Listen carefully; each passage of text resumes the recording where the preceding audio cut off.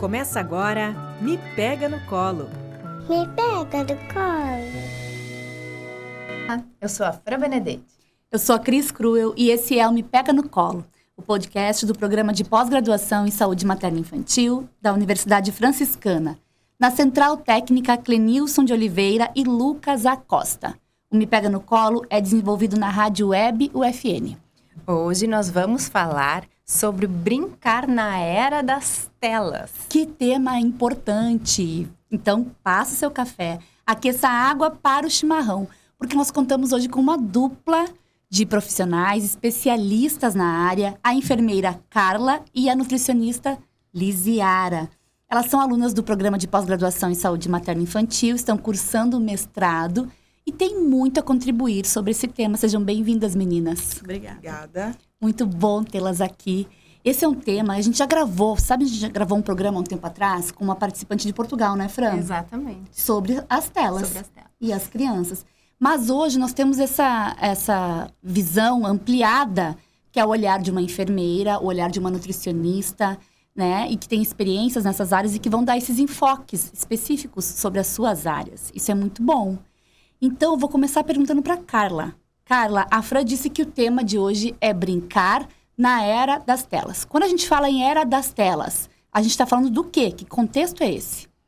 É um contexto geral, em todas as dimensões, né? Então, hoje, as telas abrangeram desde o bebê até a idade que se passa a adolescência, enfim, todas as eras. E o idoso também, viu? E o idoso também, né? Mas no nosso foco aqui, e trazendo as coisas que estão me impactando, nos impactando, e que o programa de pós-graduação está nos abrindo a mente, né, para isso. Essa questão das telas vem sendo, assim, impactante pelo fato da gente estar vendo que não é só na área urbana, que não é só no nosso meio. A gente teve uma aula em que um colega nosso que é indígena, que ele trouxe, né, que também na comunidade onde ele trabalha, as telas estão roubando a infância. Estão roubando a infância dos pequenos indígenas. Eles não estão mais brincando, eles estão vidrados nessa tela, nisso. E cadê a criatividade? Cadê o contato com a natureza? Cadê o pé no chão, né? Que a tela está tirando da gente. Então, hoje, a tela, ela veio para ajudar em alguns aspectos, mas ela está tirando muito das nossas crianças. Uhum. Lembrando que quando a gente fala de telas, estamos falando de televisão, né? Que é a tela mais antiga a habitar os nossos lares. Mas o aumento do uso de telas por crianças e aquilo que também predispõe a criança a maior risco é o uso das telas menores, aquelas que cabem na mão da criança. O tablet, o celular, né? O tablet, o celular, que ela leva para todos os lugares, está sob controle dela. Porque a televisão tem um aspecto, né, gurias, que ela é compartilhada por né? Assim, normalmente ela está num espaço como a sala, né? Um espaço mais de comunhão, de colaboração, de contato com a família. E todos os integrantes da família podem juntos assistir a televisão. Enquanto que o celular, o tablet, está na mãozinha da criança. Individual. Então, é uma tela que não pressupõe, ou pelo menos não favorece, não convida para a interação humana. Ela é um uso mais individual. Isso. E daí, Carla, quando a gente fala desse contexto, a gente já vê que não há nenhum cenário protegido para as crianças. Então, urbanos, rurais, centrais, periféricos, grandes cidades, pequenas cidades, e até chegando às comunidades, às aldeias indígenas, né? Então, as crianças não estão protegidas em nenhum espaço. Nesse cenário, qual é a função, qual é o lugar do livre brincar? O livre brincar, ele forma os cidadãos, né? Uhum. Ele vai formar pessoas com mais percepções, com mais criatividade, com interação, não vai formar pessoas tão reclusas, né? Porque no momento em que uma criança sai para brincar, tendo, né, a minha ideia e o que eu vivi de infância, sai para brincar, encontra novos amigos, cria coisas, cria castelinhos. Eu até esses dias estava escutando a música do Toquinho Aquarela. Com 5 ou 6 retas é fácil fazer um castelo, né? E isso aí é criatividade. Tu tem 4, 5, 6 retas, tu pode formar um castelo, pode formar uma casinha, tu pode formar uma cerquinha, sei lá. Isso é criatividade. Isso forma o cidadão. Isso vai dar a percepção futura para a criança. Fora a questão dos sentidos, né? Porque tu tá na tela, a coisa já vem pronta. Então, você não sente, você não tem o olfato, né? Então, a criança tem a percepção de que é aquilo ali. Mas falta. É uma redução da experiência sensorial da criança. Também. Não tem cheiro, nada. Né? Tem ali as cores, claro, mas o tato é mais ou menos o mesmo, relativamente. E isso vai, em algum momento, ser prejudicial no decorrer dessa vida dessa pessoa, dessa criança, enfim, depois até na fase adulta, né? Então, o brincar livre é importante. Isso eu venho trabalhando, né? Inclusive na minha dissertação, quero muito trabalhar que o brinquedo, que o brincar, que o tocar é importante para a formação da criança. E a exploração do ambiente. Exatamente. E a interação com o outro. Sabe, gurias, essa conversa me fez lembrar, Fran, de uma psicóloga, e que ela tá nessa faixa dos 40 a mais, e ela contando sobre a infância dela. Eu achei muito interessante, que ela disse assim, não, mas quando eu era criança, ou quando eu era adolescente, início da adolescência, se eu quisesse telefonar para uma amiga, quisesse falar com uma amiga, eu teria que pegar o telefone fixo, né, e telefonar. E daí, alguém da casa iria atender, não a minha amiguinha.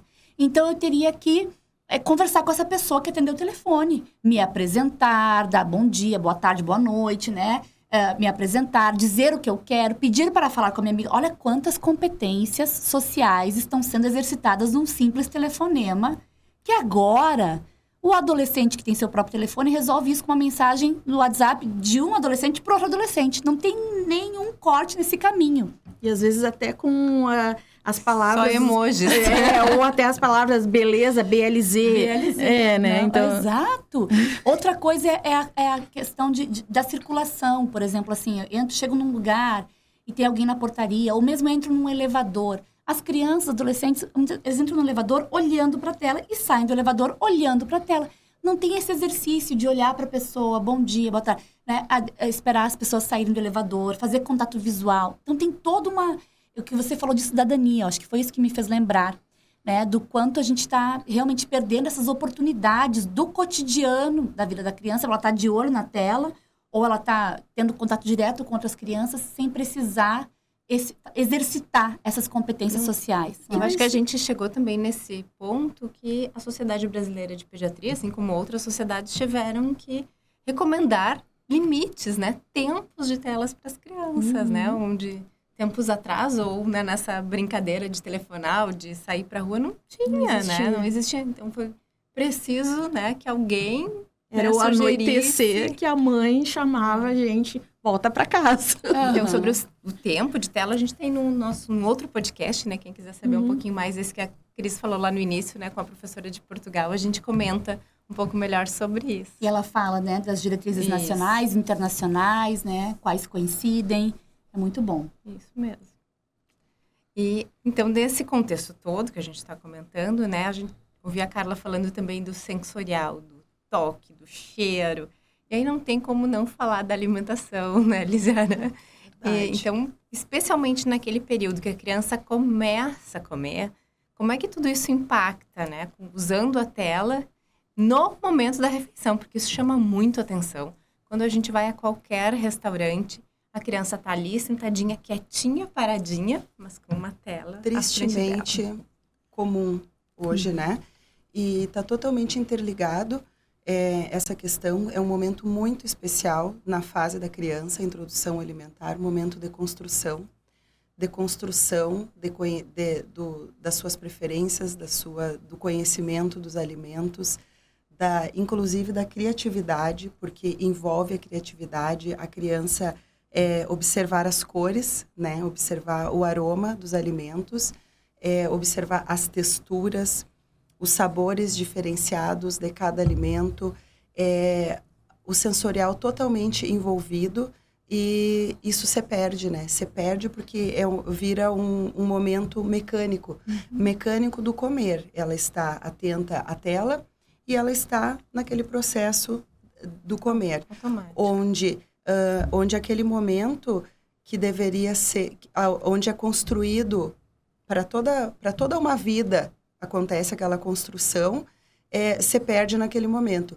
Então, inclusive com a família, né? Um momento de afeto, da família reunida, um momento deles estarem unidos, de reconhecer, por exemplo, a criança reconhecer o que é a saciedade, por exemplo, que é um dos fatores, né, da introdução alimentar, ela reconhecer o que é a saciedade, ela comeu, estou satisfeita, isso passa desapercebido, né? Então, o não reconhecer a saciedade, por exemplo, já podem ocorrer no futuro diversos outros problemas, acarretar, refletir outros problemas, que foi exatamente naquele momento que aquilo dali passou batido, né?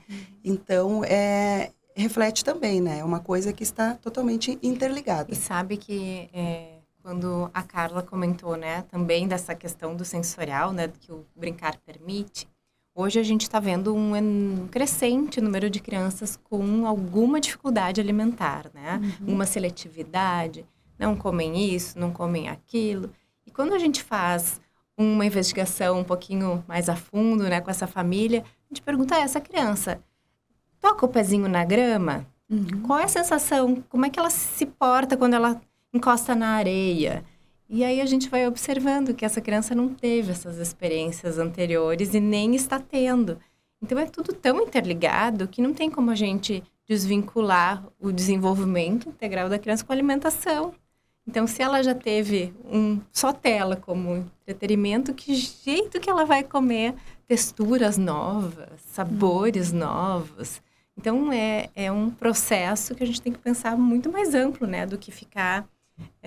o encantamento, no né? nutriente, né? Que No existe naquele nutriente. momento, o encantamento do colorido, de tu olhar um brócolis, né? Aquela arvorezinha, de tu poder interagir com o teu filho, de tu ver aquela fruta, um moranguinho, frutas que chamam mais atenção, um kiwi verdinho. Então, são momentos muito especiais e que se perdem, passam muito rápidos e que, quando vê, não estão já... E a Aquele criatividade momento passou. também, né? A criatividade, desse momento com certeza. da criança entender aquele momento como também lúdico, né? Não é que a gente vai brincar com a comida, né? Porque a gente também nem orienta, né? Que faça aviãozinho, ou que a Sim. criança coma por entretenimento, mas porque ela come porque ela tem vontade, que ela tem, né? Sente sabor, né? Toda uma intenção para comer. Então, A Fran falou agora de um aspecto bem importante, né? Porque alguns pais e mães nos escutam aqui, nos ouvem e pensam assim, agora eu vou ter que fazer um pratinho que tem uma caretinha, que tem um bichinho. Não, é o alimento por ele mesmo, Exatamente. né? E o que está acontecendo ali, né, gurias? Eu fico pensando em todos os processos integrativos que estão em jogo. Porque a criança, ela está ainda em processo... Imagina, introdução alimentar. A gente está falando de uma criança que ela tem quanto tempo? 6 meses, 7 meses, 8 meses, até um ano e meio. Ela está integrando a sua experiência psicossomática. Ela está conhecendo partezinhas do corpo, ela está sentindo... São sensações novas e como a alimentação colabora para isso. E também me ocorre a valorização da transmissão cultural. Porque a família escolhe os alimentos que vão à mesa.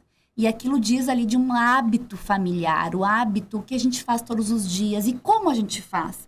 Cada família se alimenta de uma forma diferente. Tem famílias que são muito falantes, que conversam durante as refeições, outras são mais silenciosas. É também a ocasião em que os pais ensinam para as crianças hábitos assim de socialização. Olha, não coloca o pé em cima da mesa. Onde tem o alimento, a gente cuida, né? Não joga no chão, né? Não come assim, segura o garfo direito. Parece que é alguma coisa mais banal do tipo de etiqueta, mas não é. É conduta cultural, é o hábito da família e é uma transmissão que vai também gerando nessa criança um senso de pertencimento. É assim que acontece na minha família, as refeições são assim. É tanta coisa em jogo. É linguagem, é cultura, é criatividade, é brincar no sentido mais amplo, cultural, exploratório. é a apropriação das partes do corpo. Gente, vamos valorizar esse momento. As telas não cabem aí. Questões como as preferências, por exemplo, a família estar atento de quais formas que aquele alimento foi ofertado para aquela criança, quantas vezes aquele alimento foi ofertado e de que formas ela aceitou melhor, para tu já excluir, por exemplo, ele não gosta desse alimento, mas quantas vezes tu ofertou e de que formas preparadas, de que preparos foram feitos para decidir, ele não gosta daquele alimento, então que isso daí se perde também, não se observa, né? Então acaba excluindo alimentos porque não tiveram oportunidade de experimentá-los, A né? gente tem uma sociedade que valoriza muito a quantidade, né? Então, para essa fase, não importa muito a quantidade, o volume que a criança vai comer. Importa são as experiências. Tanto é que isso também me fez lembrar muito, assim, né, da questão da criança comer, por exemplo, sozinha com a mão, que é também uma experiência, uma brincadeira. E muitas famílias não oportunizam isso para a criança porque tem medo que a criança se suje. E aí, eu pergunto, mas desde quando que comida é sujeira? A criança pode até se lambuzar, mas sujeira que não é. Ela vai sentir a textura da comida, do brócolis. Ela vai sentir isso também, né? E depois colocando na boca, ela vai ter esse sensorial também. Diferente de tu estar olhando na tela, que ela vê o brócolis, uma arvorezinha, mas ela não sabe como que é encostar. Vou contar para vocês uma estratégia que eu tenho como mãe. A Lisiara falou sobre assim, oferecer de diferentes formas e diferentes texturas. Aí, na semana passada, eu coloquei uma rodela de pepino no prato de um dos meus filhos, né? 2 comem sempre pepino. O outro resiste um pouco ao pepino. Eu servi naquele que não come, né? Eu servi. E ele me olhou, mãe, eu não gosto de pepino, você me serviu pepino. Eu disse, meu amor, você não gostava. Há 2 semanas atrás foi a última vez que você provou. Como é que eu vou saber se você não passou a gostar? Então, toda vez que eles dizem, eu não gosto, eu não falo, olha, você não gostava. Quando você tinha... Então, tem 7 anos. Quando você tinha 6 anos, você não gostava. Mas depois que você completou 7 anos, você nunca mais provou? As coisas mudam, você cresceu, né? Eu digo, eu vou localizando no tempo, assim, né? Não é assim, eu não gosto. Às vezes dizem assim, mamãe, você sabe que eu odeio eu odeio vagem, mamãe. Eu digo, odiar, meu amor, é uma palavra muito forte para se referir a uma comida. Eu digo, vamos reservar essa emoção para algo que realmente mereça. A vagem não merece o teu ódio, meu amor. Muito bom. Então, a gente vai assim, né? Dando assim, tentando ampliar o repertório da criança. E essa brincadeira vai para além do que a gente está falando também, né? Quando a criança não gosta, não quer, tira daqui, né? Então, quem sabe a gente... Vamos dar um beijinho para botar a comida mais para longe. Vamos despedir da comida. Porque aí a gente vai criando uma história, né? Ali para a criança e ela vai entrando naquela brincadeira. E aí uma hora ela dá um beijinho, uma hora ela tenta provar. E é uma prática educativa. Claro. Dizer assim, você não pode empurrar, você não pode desmerecer o alimento desse jeito. Olha só, alguém... plantou isso, alguém cozinhou, nós vamos, né? A gente não tá falando de forçar, né? Mas aí quando a gente bota uma tela na frente da criança, a gente tá um pouco fazendo isso, né? Porque aí ela distrai, abre a boquinha e vai alguém lá, coloca a colher. Mas ela nunca vai poder dizer que ela gosta. Não, ela nem sentiu. Ela não sentiu aquele sabor. Ai, meninas, que delícia de conversa. Adorei. Gostou, Fran? Adorei também. E temos um programa? Temos um programa, Cris. Acompanhem nas redes sociais, enviem os temas e convidados que vocês gostariam de ouvir no Me Pega no Colo. O meu Instagram é @fran_jbenedetti e do programa de pós-graduação é @ppgsmiufn. O meu Instagram é @cristina.cruel. Até a próxima e valeu, meninas. Muito obrigada. Obrigada pela oportunidade. Até a próxima, Até meninas. a próxima. Me pega do colo.